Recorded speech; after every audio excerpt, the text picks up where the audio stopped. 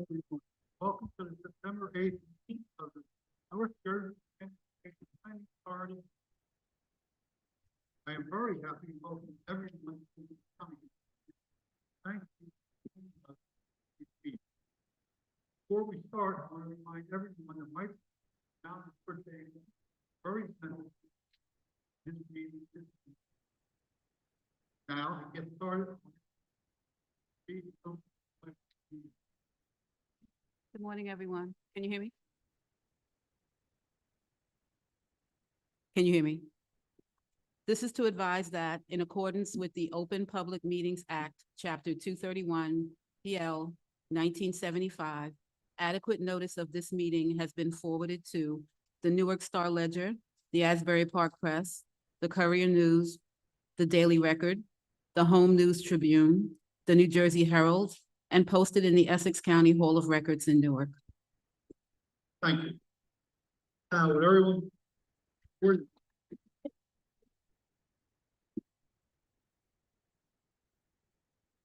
flag of the United States, to the republic.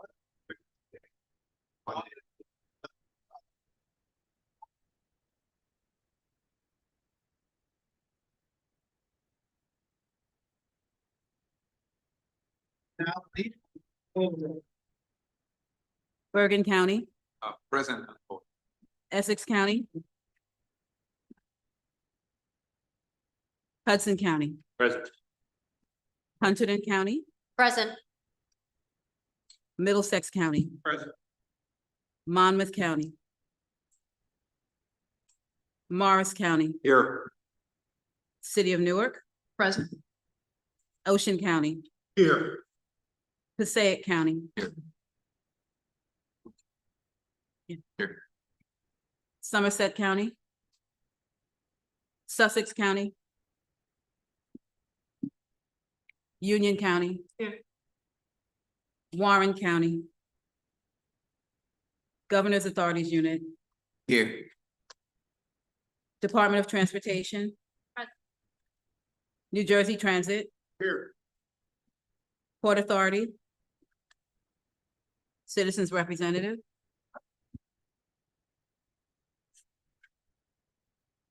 we have a quorum. Thank you.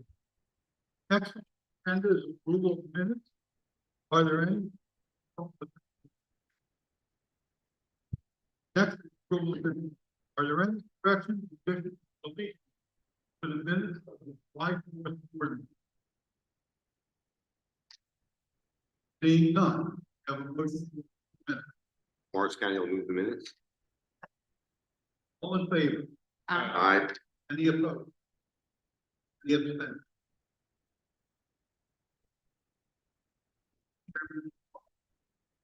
Now I'd like to take this opportunity to share.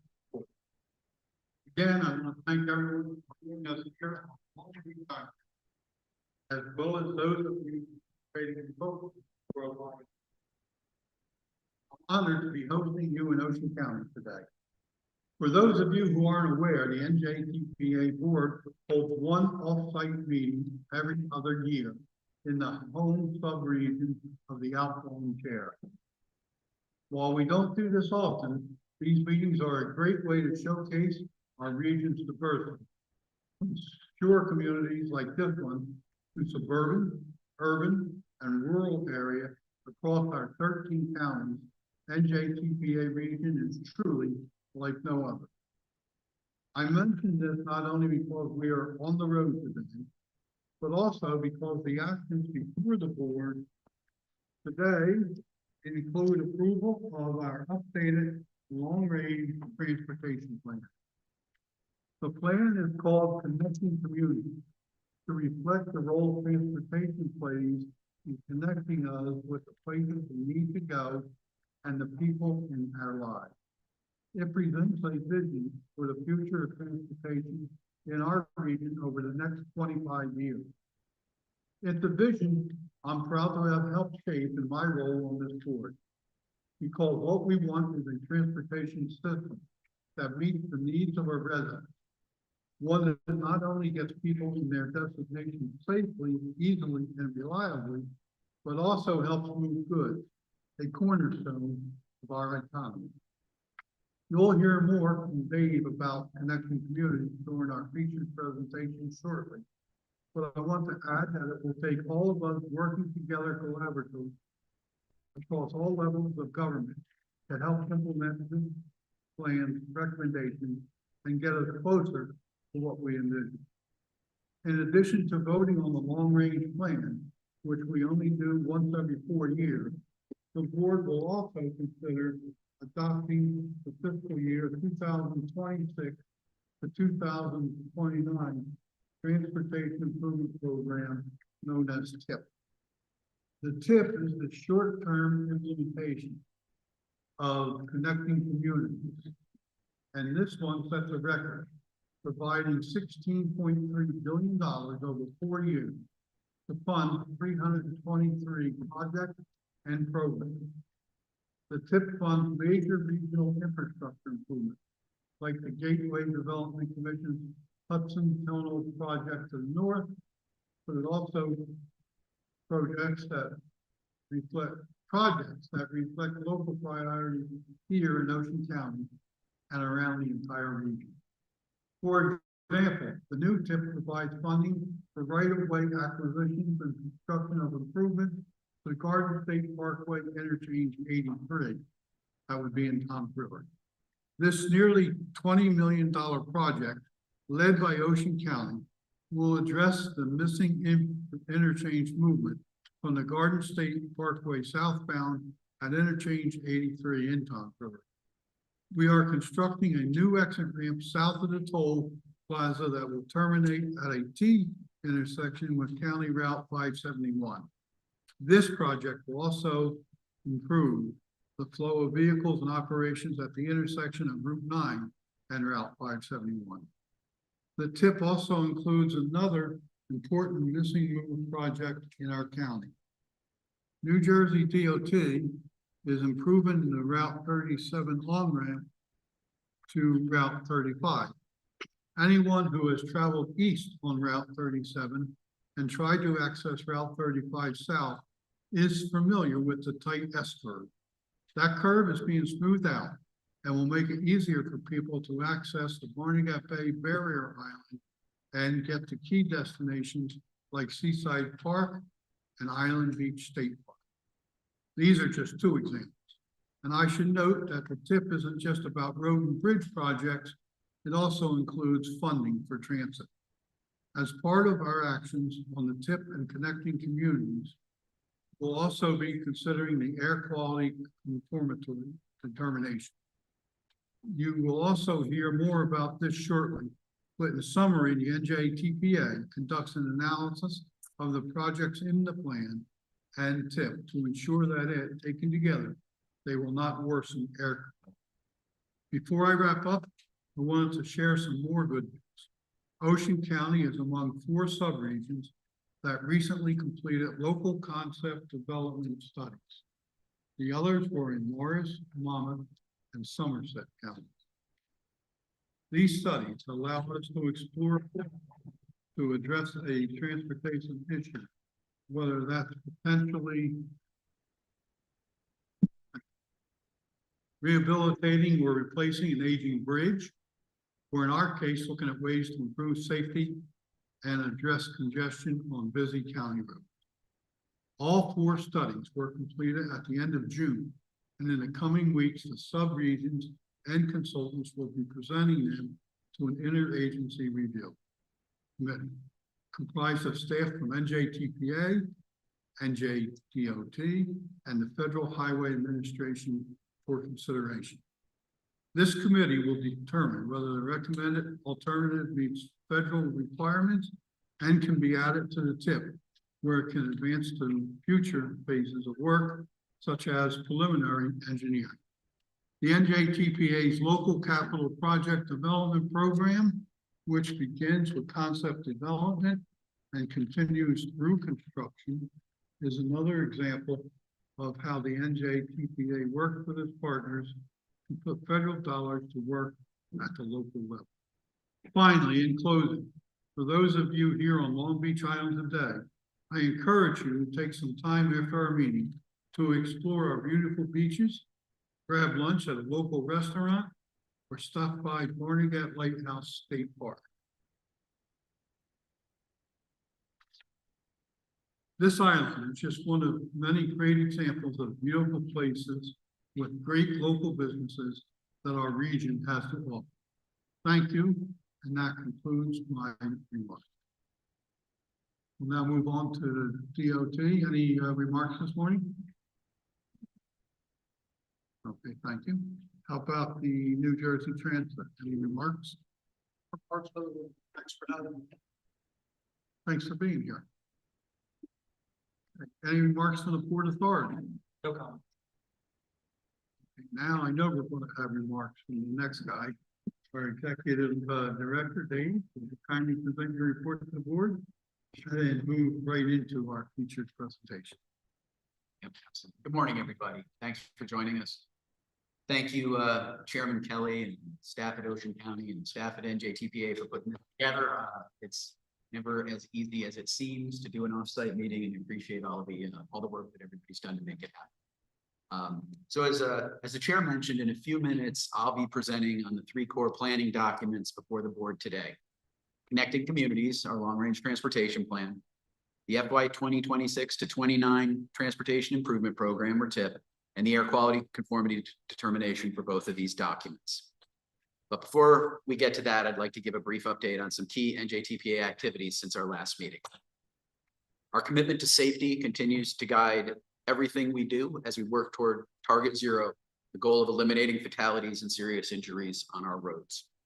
This includes our ongoing participation on the Target Zero Commission, which is developing a statewide plan to reach 0 deaths by 2040. I should note that there currently are a lot of moving parts in the area of transportation safety planning in New Jersey right now. NJDOT is developing a statewide high injury network for consideration by the Target Zero Commission. The methodology and details of this high injury network are still under development, but we do know that the new network will have some impact on how federal highway safety improvement program funds will be distributed. In a related development, as some sub-regional representatives have already heard, the Federal Highway Administration has put a pause on the local safety program for the 3 MPOs in the state and requested that documents and procedures be updated to align with recent federal executive orders. While we have assurance from NJDOT that all local safety projects already in development will continue to be funded, project applications currently under review are on hold. Regardless of that, I do want to be clear that the NJTPA remains fully committed to helping our subregions put federal dollars to work on important locally led safety improvements. And I should note that our other safety related work continues through programs such as Complete Streets Technical Assistance and Street Smart New Jersey. We're helping communities take action with practical tools, data, and outreach. Street Smart continues to grow with 281 partners statewide and expanded outreach materials in multiple languages. We're extending our reach and our impact in even more communities. Complete Street Technical Assistance reports were recently finalized for a bicycle corridor plan in Belleville and Complete Streets corridor assessments in Patterson, Reddington, and Verona. Also on the topic of technical assistance, we're currently seeking applications for our Vibrant Places program, which is open to municipalities, counties, and community organizations. This program provides assistance for community-driven placemaking projects that can lay the groundwork for place-based economic development efforts. Letters of interest are due September 30th. Additional information is available on our website, and we ask all of you to help us get the word out to our region's municipalities about this opportunity. It's a great way for communities to take advantage of federally funded technical assistance without the burden of federal grant management. At the end of the fiscal year, several sub-regional studies also have wrapped up. Final reports were recently completed in Hudson, Middlesex, and Warren counties addressing circulation, roadway safety, and complete streets policies. And at the same time, new studies in Hunterdon County, Jersey City, and Somerset County are underway, actively engaging residents through surveys, public meetings, and neighborhood pop-up events. Consultant selection is also underway for upcoming studies in Middlesex and Passaic counties. I did mention this at our previous committee meeting, but I did want to mention today to highlight a major milestone for our agency. and our partners. That's the opening of the new Rumson-Seabright Bridge in Monmouth County. On July 31st, we joined county officials to celebrate the ribbon cutting of this $138 million federally funded replacement bridge. It's especially significant because it is the first project to move through every phase of our local capital project delivery program, from concept development through preliminary engineering and design, all the way to construction. This achievement is a model of how NJTPA works with local partners to put federal dollars to work at the local level, delivering infrastructure improvements that both renew critical connections and strengthen community access.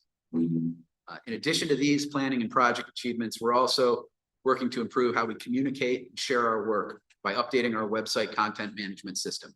This project is underway, and by early next year, we'll have a streamlined or user-friendly website that's easier to navigate. It will continue to feature all the great work that we do, including the leadership and contributions of our board members. And really, the website more than ever will reflect the collaborative spirit and shared commitment that drives this agency and its members forward.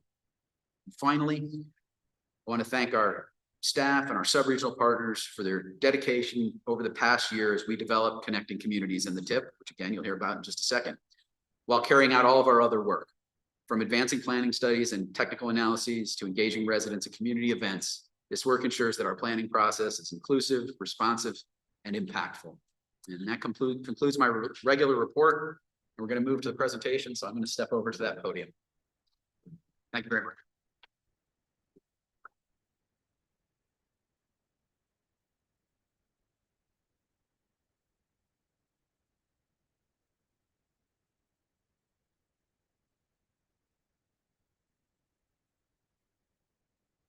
All right. So as I mentioned, Ted and I will be talking about the long-range plan, the TIP, and the air quality conformity. And I want to start with connecting communities, the long-range plan, because it really sets the foundation for everything that we do, the long-range plan. And so connecting communities is going to be setting the foundation for really everything we're going to be doing in the next 4 years to come before we update the plan again. There we go. So there's a lot that goes into developing a long-range plan like this. We analyze current trends and data and forecast future changes in demographics and travel needs. As you can see here, just a few quick figures to show that growth in our region will continue. More population, more jobs, a somewhat older population, and significant growth in freight movement, which is such an important part of our regional economy and our national economy, and really has taken off in post-pandemic. So for development, we really began with the board visioning session that many of you participated in at our office in Newark. As you can see, there's a sort of shorthand version of the vision that we have for our region: a resilient, modern, multimodal system that meets the needs of all users, that's safe, easy to use, and reliable, supports the regional economy, improves the environment, health, and quality of life. There are longer versions of this in the plan itself, but I think that this really sums it up, what we're all about and what we're all working together to achieve. We break that into several goals. And again, these are fleshed out in further detail in the plan, but really when you look at all these and how they tie together, this is what kind of planning we do is all about, because every single one of these factors is really interrelated. And we want to, again, improve opportunity and access, make things safer, more efficient, better connected, resilient. And we want to strengthen the connection between land use planning and transportation planning so that we're making efficient use of all of our resources, including the transportation system, and that we maintain that system in a state of good repair, and that all of this serves our regional economy and growth. Required part of the federally funded long-range plan is the financial element. The plan must be fiscally constrained. It shows reasonable anticipated revenues based on historical trends in funding from the federal government. And it presents three scenarios. We have the plan scenario is the fiscally constrained scenario. We also look at two investment scenarios. One that addresses the case of if we have fewer resources than anticipated, and an aspirational scenario, which includes additional things we could accomplish that will always be in keeping with our vision and goals, but if we did get additional funding that was not anticipated.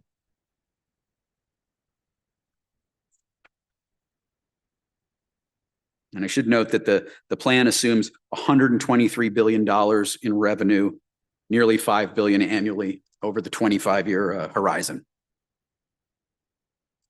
So that's a few facts about the plan. Certainly a lot more information available on our website, and I hope that many of you have already read, and I do thank everyone involved who reviewed drafts and provided comments and suggestions for the plan. So I'm going to move on to the Transportation Improvement Program. This is the 4-year fiscally constrained list of projects and programs that are really underway. They're in their latter stages after the vast majority of planning work is done, generally preliminary engineering and later stages like right-of-way, final design, right-of-way acquisition and construction. The TIP is updated every 2 years. It includes all of our surface transportation expenditures, road, bridge, transit, bike ped, trails, freight rail improvements, anything that's funded with federal surface transportation dollars is included in the TIP. And as you can see there, the TIP allocates $16.35 billion in transportation investments in our 13-county region. And you can see from the pie chart that the majority of that is on the highway and bridge side, with a very significant portion going to New Jersey Transit. And that other is largely the Gateway program, because the Gateway Commission is a separate agency. There's, I think, a few dollars there too for some federally funded Port Authority work.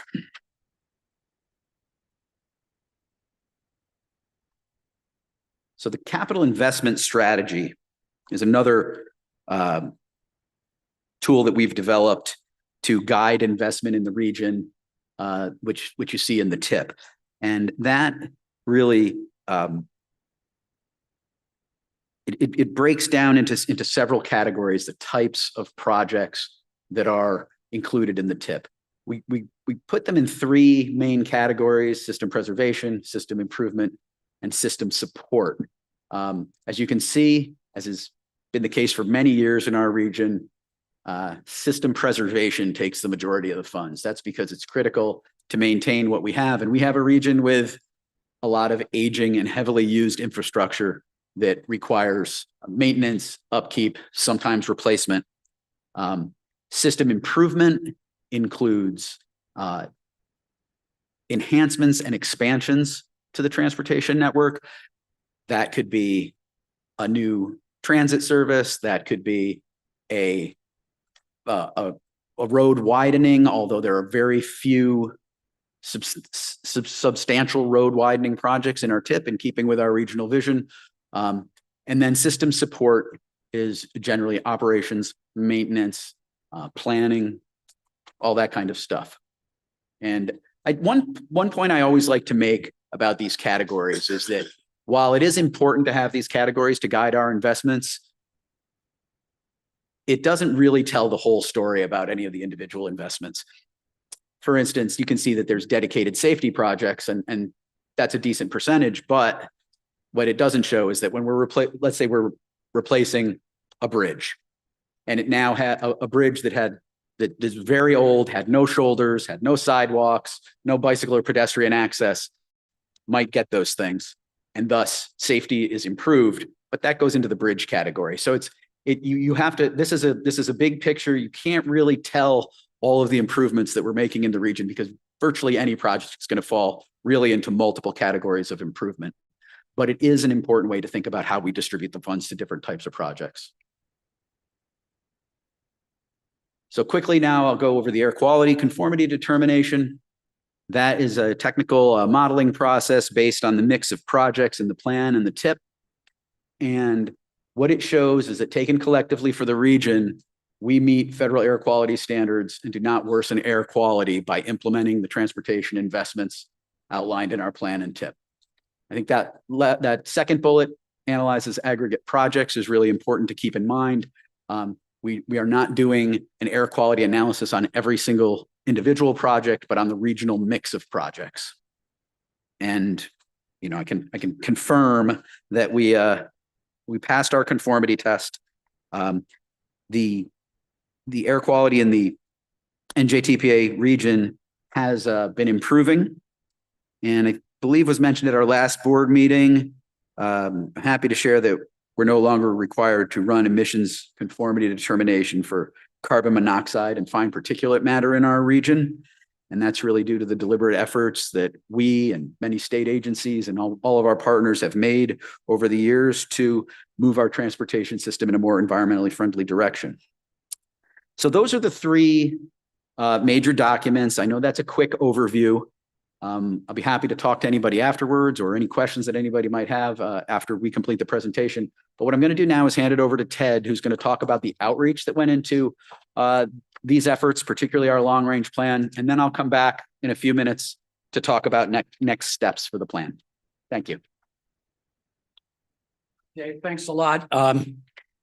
Always great to co-present with the executive director, but Dave and I go back 20 plus years. And I think it's fair to say we've done a few floor shows at conferences and meetings over the years.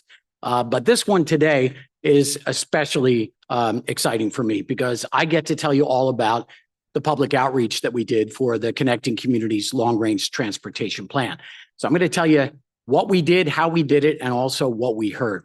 And I think it's important right at the beginning to emphasize that when we started this whole public outreach effort, right, we were about to onboard consultant support. And at the pre-proposal meeting, I made it very clear that one of my key goals for this effort was to leverage as many possible public engagement tools, the innovations that we researched and successfully implemented over the years. Because we knew this time, think about it, last time we did region-wide public engagement for an LRTP was 5 years ago. We all know where we were 5 years ago, right? We're in the middle of the pandemic. It was all virtual. This time, we knew we were going to need way more resources, way more public engagement tools to get the work done, and frankly, way more people, right? So we're here on Long Beach Island, so I sort of feel compelled to do a local example. But one of my favorite things to do down here is to play miniature golf. And it just so happens that one of the best miniature golf courses on the entire Jersey Shore, in fact, is located right here on LBI. In fact, in Ship Bottom on the boulevard. It's called Flamingo Golf. And mini golf is a great family tradition for me. It's a lot of fun, but it's also a type of golf that you can play with just one club, a putter. If you want to go to your county course or your local muni that might have a par 3, well, then you need to add a wedge or a 9-iron to get the work done. And if you want to go over the bridge to Ocean Acres in Manahawkin, to the country club there, you're going to need a full bag of clubs, right, to play 9 or 18. Well, in this case, for us, we needed a PGA Tour bag, custom fitted clubs, and like 35 caddies to get the work done. So that gives you a sense of the scope and scale of what we had to do. So Dave talked about the visioning, which is really where the outreach started. We had the visioning session with our board and also one for the staff at the very beginning. And the idea was to gauge potential priorities, goals, and focus areas, and to develop our initial Connecting Communities Visioning Survey.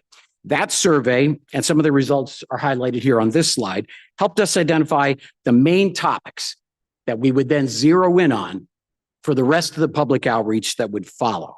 And those topics were safety, walking, biking, and access to transit.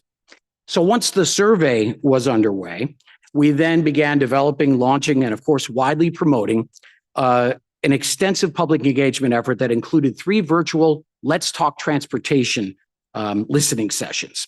And we did these in partnership with other groups. So working with the New Jersey Bike and Walk Coalition and Rutgers University's Voorhees Transportation Center, right? We talked about walking and biking.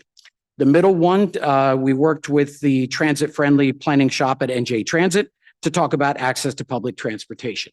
And then the series wrapped up early in the spring with a final session on creating vibrant downtowns with people parking and deliveries all in the mix. And for that one, we worked with downtown New Jersey.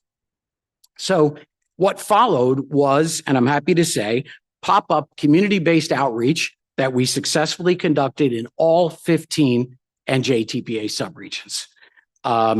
We also did a couple of extra events.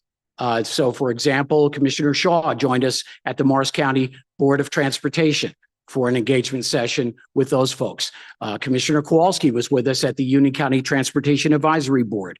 We did engagement with the Morris Canal Working Group, the Hackensack River Greenway Working Group. We beta tested a lot of outreach asks at the Transaction State Transportation Planning Conference in the spring. But the idea behind the pop-ups is we wanted to talk to folks where they live, where they play, in some cases where they work, and get those real personal ideas on how we can improve public transit, safety, walking, and biking in the region. Again, those were those 4 topics identified in our visioning phase as priorities for transportation planning. So how we did the pop-ups, we used a special 3D cube. It's right over there behind the board table. It was developed by Courtney Mercer at Mercer Planning Associates. And the idea behind the 4-sided cube was each side could be devoted to one of our outreach priorities. And folks could circulate around the cube and use either Post-it notes or stickies and tell us where they would like to see investments made to improve transportation in those 4 areas. So it was tactile, it was interactive, it was a lot of fun. Some folks came up to the cube and said, well, I only want to do one. And then they ended up circulating and doing all 4. It was really cool to do that sort of in-person outreach again, especially after the last time we did it being virtual, where we couldn't shake hands or talk to anybody. So again, the pop-ups ranged from, well, we did a variety of events, everything from Earth Day celebrations and street fairs to farmers markets. We did a block party at Lake Hopatcong. We did a bike rodeo. Commissioner Kenny was at that one in Middlesex County. We worked with Keep Middlesex Moving. The picture's there on the left. Commissioner Kenny's in the back. And there you see my daughter Dorian in the blue hoodie and Jeff Froman's daughter Betty in the white. So we had kids engaging kids. And then we had our staff and our board member, Commissioner Kenny, all engaging folks at a really fun event, despite the fact that it was freezing cold that day. In Passaic County, we did a Touch-a-Truck event at the Patterson Fire Department. Commissioner Bartlett was at that one. And Commissioner Bartlett actually live streamed to social right from the event, which was really cool. Love to see that level of engagement from our board at these events. Here in Ocean County, we conducted our outreach event at the Kids Stuff Flea Market. This was at Ocean County Park in Lakewood Township. I had the pleasure of being at that one along with a lot of the other ones. And Ocean County staff was extremely helpful, Mark Jenke and his team, on finding us not only the right location for this outreach, but we had some weather challenges that day, and Ocean County really gave us a lot of key logistical support that day, which was appreciated. And as we saw in other towns across the NJTPA region, in Lakewood, folks pointed directly to local needs. So things like improving safety, at crosswalks, or better connections between a local residential neighborhood and a park, just a short distance away from where we had set up our booth. So it was a fine example of tactical urbanism, where we're conducting outreach and we have some asks, but folks are able to say, well, you see over there, it would be better if we could improve connections so people could safely walk from the townhouses or the apartments over to the park. It was a really good example of how to do that kind of outreach. And just in case folks couldn't make it to one of the pop-up events, or maybe they did make it, let's say, a mother brings 3 of her kids to the Lakewood Township event, right? But doesn't have time to really engage with us. Well, we created a supplemental survey that we could give folks a bookmark with a QR code or a printed survey, and they could still share their ideas that way. So we didn't want to exclude anyone that wanted to contribute. Okay, so specialized outreach. Our outreach efforts in this regard even included a new and lovable NJTPA mascot, Sammy the Squirrel. He helped us engage kids and teens. You see him on this slide here. Kids and teens in a Future of Transportation art contest and our special NJTPA on-air recording booth. So we had Sammy helping us capture input from our youngest audiences, and then our high school student public outreach liaison. She conducted peer engagement at her high school in North Jersey. And we invited our Up Next North Jersey Young Adults Advisory Group to give us their ideas for the LRTP and an interactive game night that we held in the NJTPA boardroom. Don't worry, we didn't mess up the carpet or anything.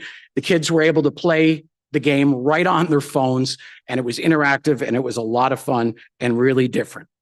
So here's the full picture of how we listened in the NJTPA region during our outreach campaign. Our federal partners always love when we attach numbers to things, so I'm going to attempt to do that now to the greatest extent possible. We told you about the board and staff visioning workshops that helped us develop the survey. That survey in the visioning phase reached 2,000 people. You'll also see we distributed more than 8,000 special bookmarks with the QR codes and more than 1,800 paper surveys to nearly 400 libraries all across the NJTPA region.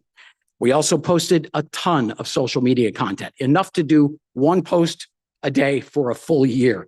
It was a lot of work, but it was very successful in helping us raise the profile of the NJTPA and engage folks in our transportation planning work. We seated a stakeholder advisory committee that met 3 times during the course of the project to help us not only reach the right people, but also identify partner organizations that could help us get the word out about all the types of outreach that we were going to do. And the group really generally helped us take the right tack on certain outreach approaches. Oh, and all of our outreach materials were translated into 6 different languages. Nearly 100 people participated in those 3 co-sponsored Let's Talk Transportation symposiums I told you about. I mentioned Sammy the squirrel, the mascot. He helped us promote that art contest. It resulted in 274 creative and colorful entries from kids. Sammy and the Rutgers VTC staff also then went out into the communities with our on-air recording booth to places like Liberty Science Center, Boys and Girls Clubs, community groups across the region to engage kids and so they could give us their personal ideas for how to improve transportation in the future. The pop-up events that I told you about in a previous slide reached more than 1,300 people. Good luck trying to get that many people to show up at a single public hearing, right? And that was across the region. And those pop-ups also generated an extra 350 supplemental survey responses. All right, so what did we actually hear from folks through all of our outreach efforts? Well, from the people we talked to, nearly 60% told us that their current transportation needs are not being met. And many people we heard from, like 45%, said that the primary way they get around right now is driving. But 72% said in the future they'd really like to drive less. And 63% said they wish they could use public transit more. When it comes to creating safer streets, folks want us to take that complete streets approach that includes improvements for everybody, regardless of ability or travel mode, people biking, driving, using transit, making deliveries. And when it comes to walking, the top request, probably no surprise, better sidewalks was the big request. And overwhelmingly in our visioning survey, we had heard that folks wanted safer accommodations for cyclists, like bike lanes or shared use paths. So at the pop-up events, we asked, where would you like to be able to bike to? And parks were the #1 choice. Folks said, yeah, we can ride around on our bikes in the parks, but getting to and from, just like getting to and from schools or downtowns, is a bit more of a challenge that we should work on. All right. So finally, after all you've just heard about, the federal requirement is for a 30-day public comment period. And we did that this summer. So we had a very busy summer from July 7th to August 5th. And the comment period allowed for public and stakeholder and partner agency review, not only of our draft Connected Communities LRTP, but also the TIP for 26 through 29 and the accompanying air quality conformity determination that Dave told you about for all the projects in the LRTP and the TIP. Toward the middle of the comment period, July 17th to be exact, we held a 3-hour virtual public meeting drawing 42 people. The meeting covered all the draft products that you have on your agenda today. We had an overview room with a general presentation that I gave like 4 times during the course of the meeting, and then breakout rooms so folks could talk to us specifically about the LRTP and outreach, the TIP, the air quality conformity determination, and we even had a separate room for folks if they wanted to participate only in Spanish. The open house was preceded that very afternoon by a more technically oriented session. It was a public workshop just on the air quality conformity determination, and even that drew an additional 30 people.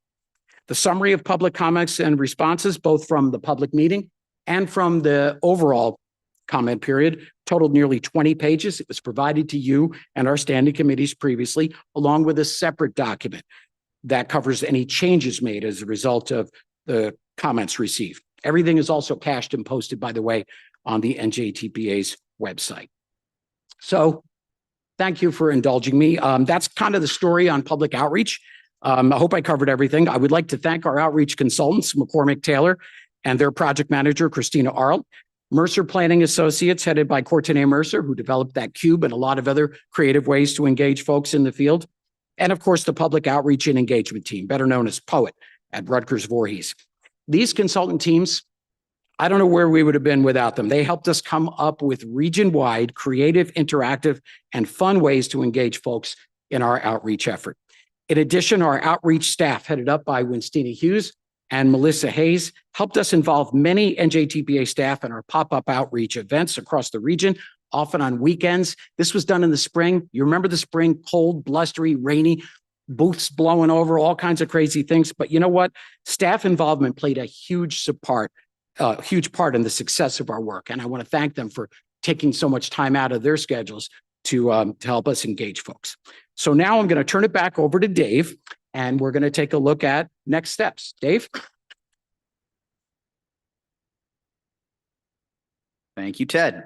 I would just like to echo Ted's thanks to our staff, the sub-regional staff, consultants, and everyone who worked very hard at that, as you heard, very extensive public outreach effort. It's really at the core of what we do. And I'm always amazed that every time we do a long-range plan outreach, we just seem to be getting more people. And I think that's a testament to the hard work that everybody does and how we learn new ways with each iteration of the plan to reach people. And now I'm excited to see what we do for the next plan that we'll be bringing before the board 4 years from now. But what I want to talk about right now are some of the priorities, the next steps. This is a quick summary of sort of some key priorities in the plan, and then I'll just take a minute or two to talk about the actions that the NJTPA is going to take to further the goals of the plan and to turn these priorities into reality. So at the top of the list is funding for the Gateway program. That includes funding for two critical projects, as I think most of you are aware, the Hudson Tunnel Project and the Portal North Bridge. Again, as I think you know, this is construction of a new rail tunnel under the Hudson, rehabilitation of existing tunnels, which will allow us to provide redundancy and eventually more capacity into New York City.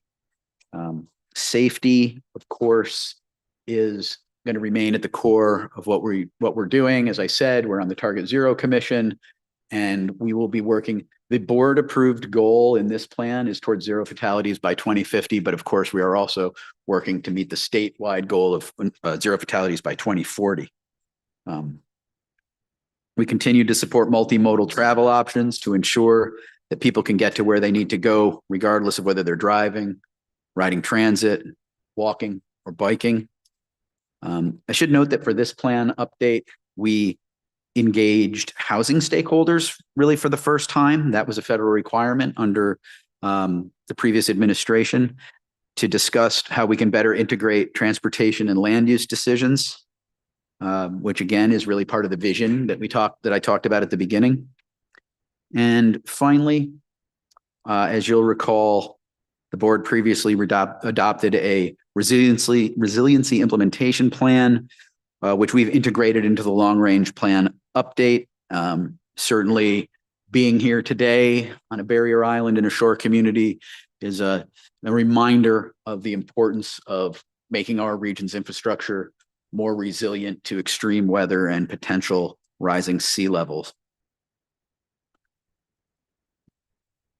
Now, I just want to take a minute to talk about our next steps as an agency and where we plan to go. And this is outlined in the last chapter of the plan. We've put these actions into three categories: planning, investments, and collaboration. In terms of planning, obviously at the core of what we do, it's in our name. We're going to continue to support our complete streets, emerging centers, vibrant places, and transit hub planning programs.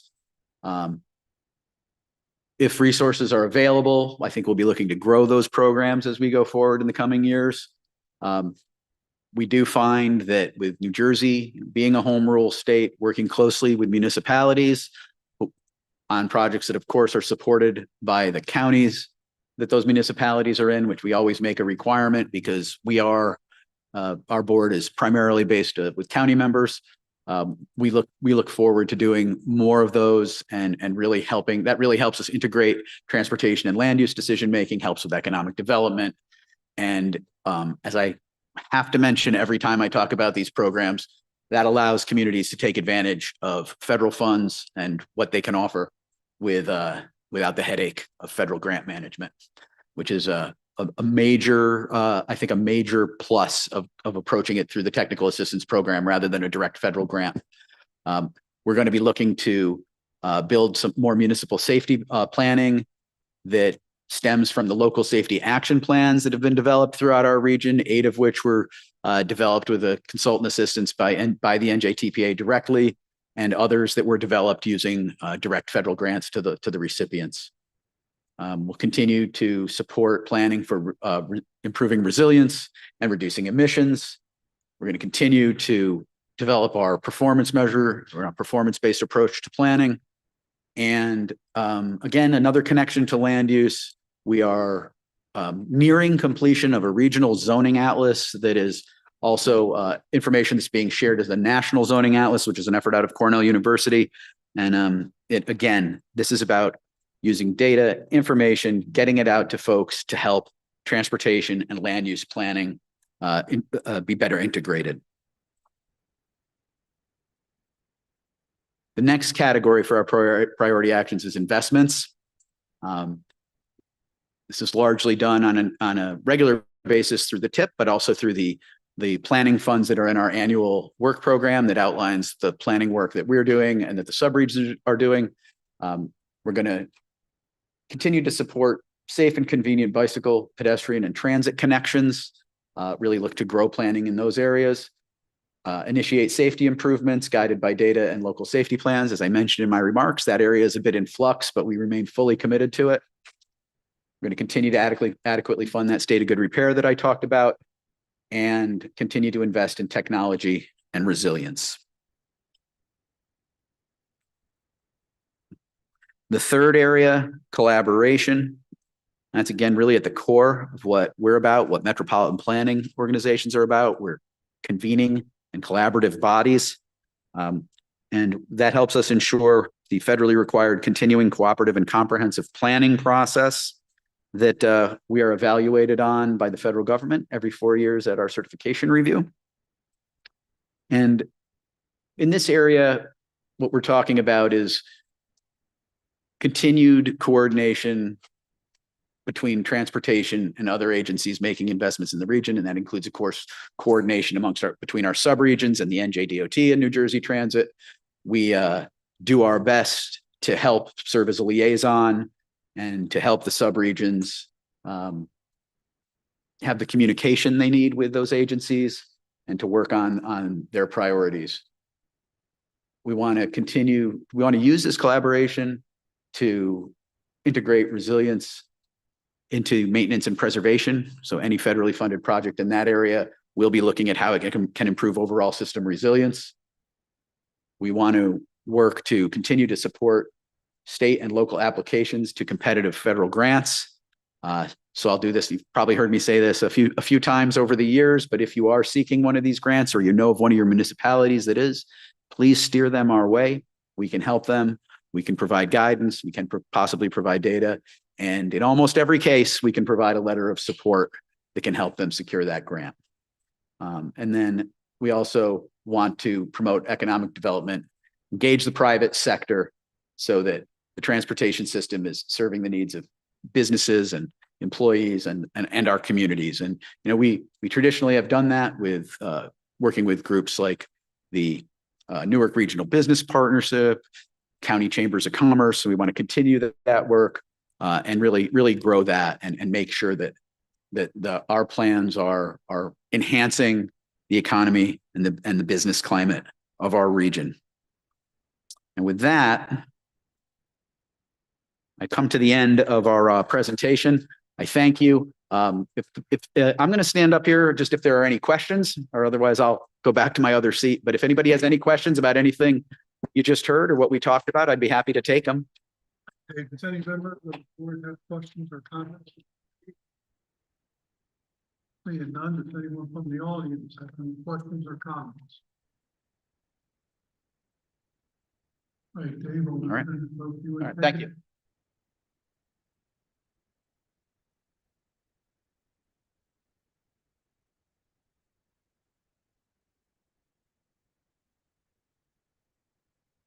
Okay, we'll move on to committee reports. Commissioner Betty Jane Kowalski, Vice Chair of Planning and Economic Development Committee, will give the Planning and Economic Development Committee report.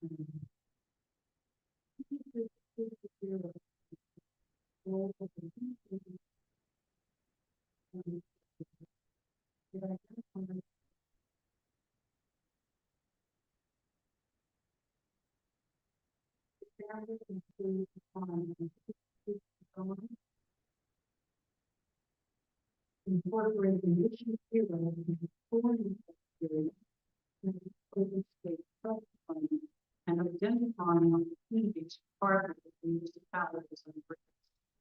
At the meeting, they also reviewed two action items before the board today.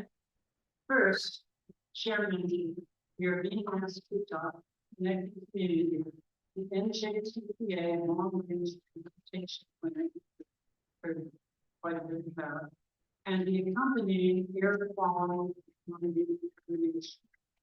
The long-range transportation plan, dated for years, is required to maintain eligibility for federal transportation funding.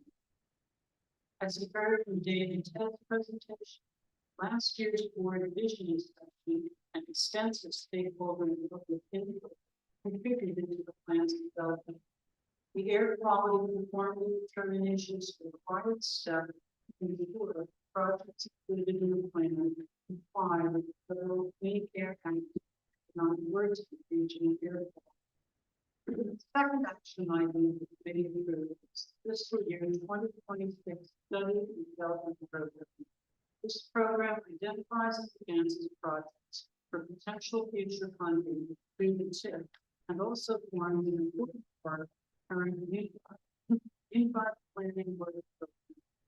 Project selections were guided reaching goals addressing transportation safety, environmental, social, and economic priorities, while also considering project feasibility and geographic balance.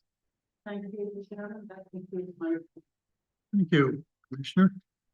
So we do have two action items in the Planning and Economic Development Committee on today's agenda. First is the adoption of Connecting Communities, the NJTPA Long Range Transportation Plan, and accompanying air quality conformity determination. I understand Union County would like to move this item. It's you use the item. And the Governor Authority Unit would second? Second. Okay. Any comments from board members on this item? Seeing none, any comments from members of the public on this? Okay, seeing none. Denise, would you please call the roll? Yes. Hudson County? Yes. Hunterdon County? Yes. Middlesex County? Yes. Monmouth County? Yes.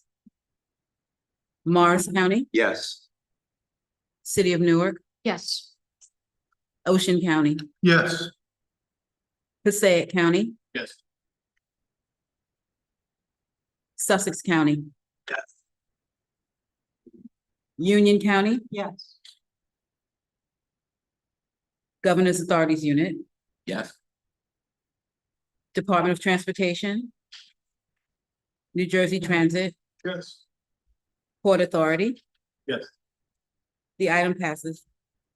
Thank you. The second item is approval of fiscal year 2026 study and development program. I understand that Hudson County would like to move this item. Yes, Hudson County will move. And Middlesex County, will you second? Yes. Okay, any comments from board members on this item? Any comments from members of the public on this item? Denise, would you please call the roll? Yes. Hudson County, Yes. Hunterdon County, Yes. Middlesex County, Monmouth County, Yes. Morris County, Yes. City of Newark, Yes. Ocean County, Yes. Passaic County. Yes. Sussex County, Yes. Union County. Yeah. Governor's Authorities Unit, Yes. Department of Transportation, Yes. New Jersey Transit, Yes. Port Authority. Thank you. The item passes. Thank you. Now we'll move on to Commissioner Charlie Kennan, who was the chair of the Project Prioritization Committee, and he will give his report. Thank you, Chairman. I'm pleased to report on the activities of the Project Prioritization Committee at the August meeting. Committee reviewed 3 action items before the board for a vote today. First, the committee recommended approval of FY 26-29 TIP and the accompanying air quality conformity determination. This action adopts the 4-year program, federally and state-funded transportation projects, consistent with the goals and strategies outlined in the NJTPA's long-range plan. As the chair mentioned, this TIP sets a record and will fund more than 300 projects and programs across our region. Approval of this item also confirms that the NJTPA has met all federal carbon monoxide emissions analysis requirements.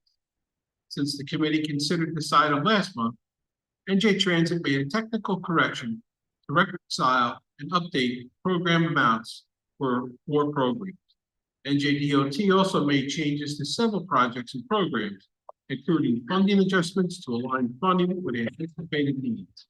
Second, the committee recommends approval of the FY 26 NJTPA self-certification.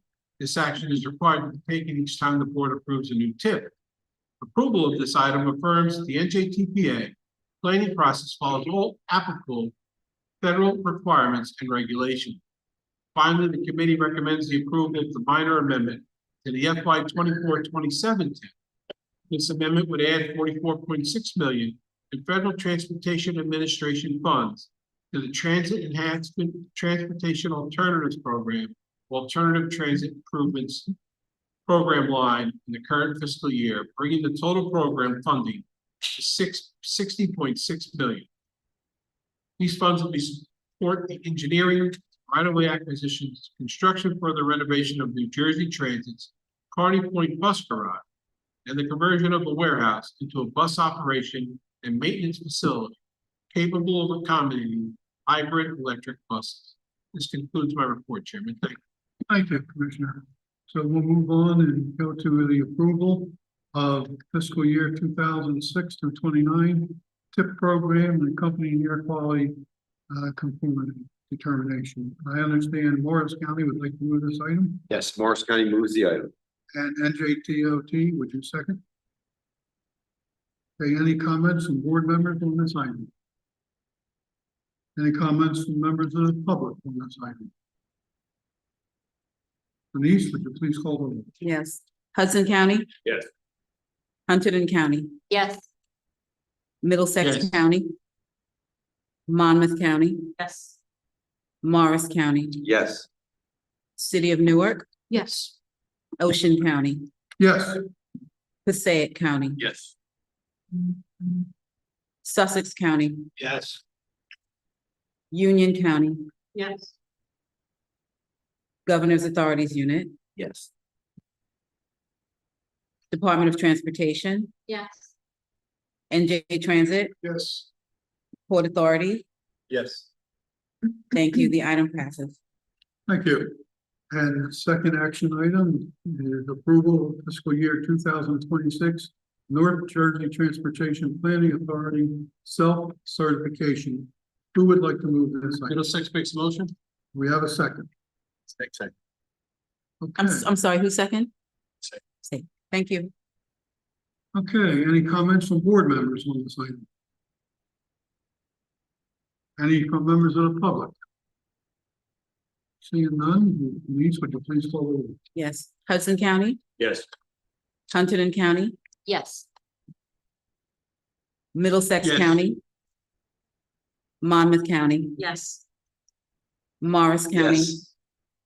City of Newark, Yes. Ocean County, Yes, Passaic County, Yes. Sussex County, Yes. Union County, Yes. Governor's Authorities Unit, Yes. Department of Transportation, Yes. New Jersey Transit, yes. Port Authority. Yes. Thank you. The item passes. Thank you. The third and final item is a minor amendment to fiscal year 2024-27 Transportation Improvement Program to add federal funds to the transit enhancement. I understand that Hudson County would like to move this item. Yes, Hudson County, so moved. And New Jersey Transit, will you second? Second Transit. Any comments from members of the board? Any comments from the public? Seeing none, Denise, would you call the roll? Yes. Hudson County, Yes. Hunterdon County, Yes. Middlesex Yes. County, Monmouth County, Yes. Morris County, Yes. City of Newark, Yes. Ocean County, Yes, Passaic County, Yes. Sussex County, Yes. Union County, Governor's Authorities Unit, Yes. New Jersey Department of, NJTOT, sorry, Yes. New Jersey Transit, yes. Port Authority. Yes. Item passes. Thank you. Thank you. Next, Commissioner Stephen Shaw will give the Freight Initiatives Committee report. Commissioner? Yes, thank you, Mr. Chairman. I am pleased to report on the August 18th Freight Initiatives Committee meeting. I was unable to attend, so I want to begin by expressing my appreciation to NJTPA staff for conducting the meeting in my absence. The meeting featured a comprehensive update on regional rail freight activities delivered by Arthur Fiegelson, Manager of Industrial Development at CSX Transportation, two representatives from the New Jersey Railroad Association, Kevin Hoffman, an account manager at Taylor Northeast and an associate member of the group, and Bob Bailey, the association's president, and Michael Fesson, executive director of government relations at Norfolk Southern Railway. CSX highlighted its extensive 20,000-mile rail network, which stretches from Chicago and New Orleans to the Atlantic coast and serves all major U.S. ports within their service territory. The presentation focused on key infrastructure projects, regional industrial development trends, and future opportunities for growth, particularly in waste management, warehouse expansion, and the movement of biofuels in response to renewable fuel mandates. Among the major projects discussed were the Howard Street Tunnel expansion in Baltimore and the efforts to raise two bridges along the I-95 corridor to accommodate double-stack containers. CSX continues to reinvest heavily in its system with approximately $2.5 billion allocated annually to infrastructure. The New Jersey Railroad Association speakers provided an overview of the group, its members, and their activities advocating, supporting, and promoting freight rail in the state. The membership includes not only the railroads that operate in New Jersey, but also railroad consultants, contractors, and suppliers. Their activities focus on education, safety, and business development. Norfolk Southern provided an update on its recently announced merger with Union Pacific. The boards of both companies have agreed that Norfolk Southern would be purchased by Union Pacific. If approved by the Surface Transportation Board, the deal would create the first transcontinental railroad in the United States and the third in North America. The other two are Canadian National and Canadian Pacific. The approval process is likely to take about 2 years and will include a great deal of stakeholder outreach. We really appreciate Norfolk Southern's willingness to provide this update to the FIC so early in the process. Attendees asked several questions about potential regional impacts of this merger.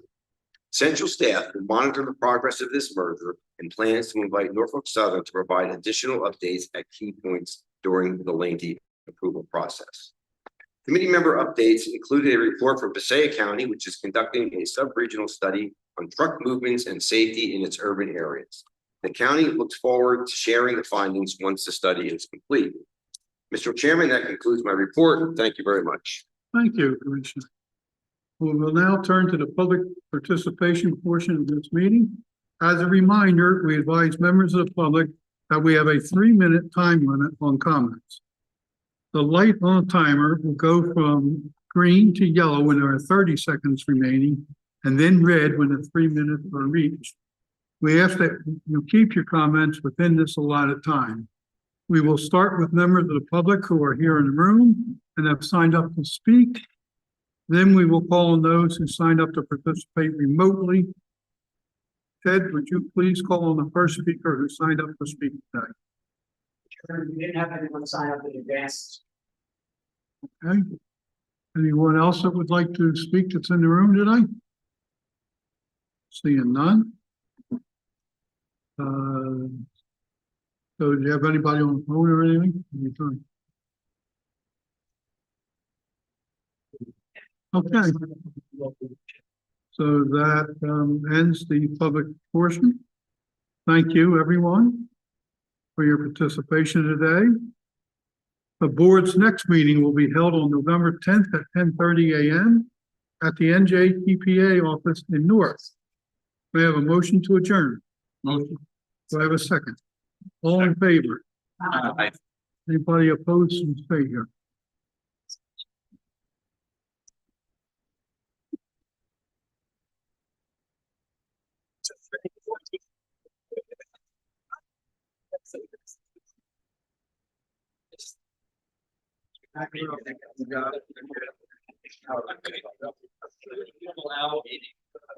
My understanding is we're changing.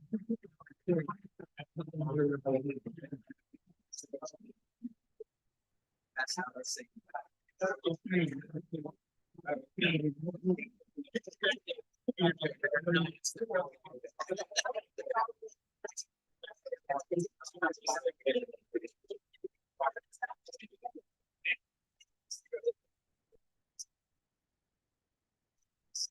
County